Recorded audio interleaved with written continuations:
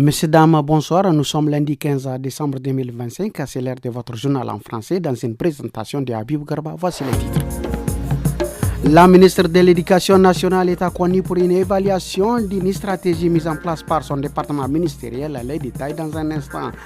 Et puis dans la commune rurale de Timia, les agents de l'État démissionnent pour aller à la recherche de l'or. Les détails aussi dans un instant. Cela dit, la ministre de l'Éducation nationale, accompagnée d'une forte délégation, était en visite à Bernin-Conny, objectif à s'enquérir de l'évolution du regroupement des niveaux faits dans les écoles primaires. Pour plus de précisions, écoutons Abdou Maman Lokoko, le coordinateur du réseau éducatif, membre de la délégation. Il est au micro de Harouna Ibrahim. C'est une mission envoyée par le ministère en charge de l'Éducation nationale. Nous allons faire le suivi, voir comment les choses se passent. Comme vous le savez, ça fait 7 ans que les écoles ont été regroupées, c'est-à-dire les écoles primaires avec ceux des jardins d'enfants. Est-ce que ce regroupement a apporté un progrès dans le domaine de l'éducation ou un échec? C'est ce que nous allons chercher à savoir à travers cette mission. Les membres de la mission sont au nombre de 456 qui vont faire le tour du Niger, donc les 8 régions. Nous avons commencé avec Kwani et notre prochaine étape c'est Dogarawa, ensuite Tawa.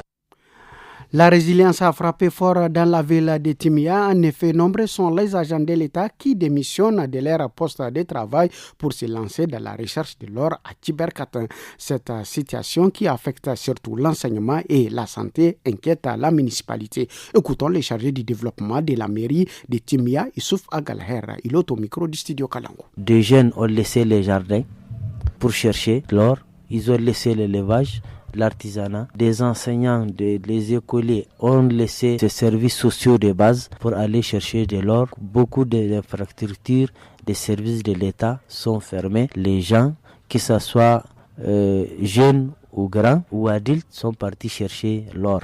L'effet négatif, c'est quoi? On va souligner ici vraiment la débauche et la délinquance qui s'est créée autour de ces sites-là. Au Niger, beaucoup de centres de santé intégrés ont connu dans le temps une faible fréquentation de la part des populations. Cette situation a tendance à disparaître depuis la réduction des frais de soins. Le centre de santé de Djundju est bondé de malades, ce qui montre la bonne fréquentation par la population. Adam Amaboubakar, responsable du CSI, explique au micro de Maman Laouli.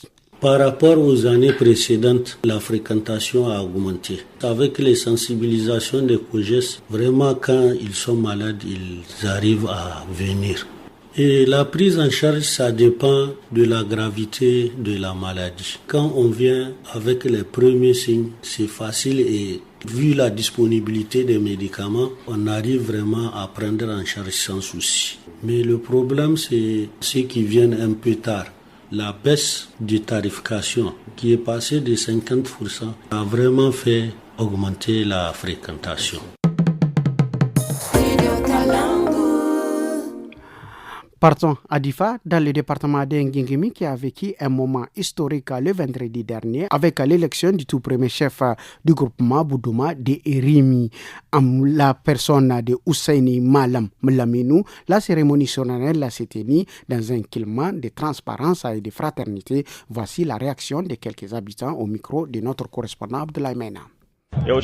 Notre communauté Boudouma a désormais un chef. Il s'agit de notre père Hussein Malan Laminou. L'élection de ce chefs et de sa confirmation est plus qu'une joie chez nous. Les Boudouma, car nous avons beaucoup d'irés sous l'autorité des autres communautés qui ne connaissent pas nos réalités. Nous lançons un appel à toute la communauté Boudouma à travailler pour le renforcement de la cohésion sociale et de l'unité des Boudouma et du Niger en général.